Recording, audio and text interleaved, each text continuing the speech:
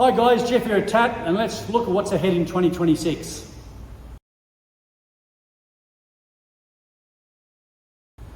As we're kicking on into January 2026, what have you got planned for this year? I know that in the articles in the magazine, my Upfront, etc., we've been looking at what are you planning for 2026 and what changes are you going to make to your business to make it easier for you and your workers. So again, if you don't make any changes, nothing's going to change, as they always say. So have a look at your business and sort of things, what you can do. How are you going to make sure your staff are keeping up with training? What sort of tasks can you outsource, for instance, in your business? How are you going to retain staff or attract staff? Tools and equipment. What sort of tools and equipment are you going to be having to look at to purchase for your business going forward? Your building, your location, your layouts, all those sorts of things. There's so many things you can look at, even into financial planning for your business and cash flow, etc. So there's so many good articles out there that we've written in the TAT magazine, as well as others, that allow you to sort of sit down and plan. But please, take a bit of time out of your business, have a look, see what sort of changes you can know. I know Brendan's Upfront in the second last edition was about making a change every fortnight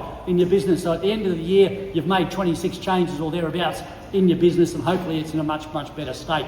Those little changes you make as you go add up over time. So I look forward to making some changes and improving your business, and we'll catch you out throughout 2026.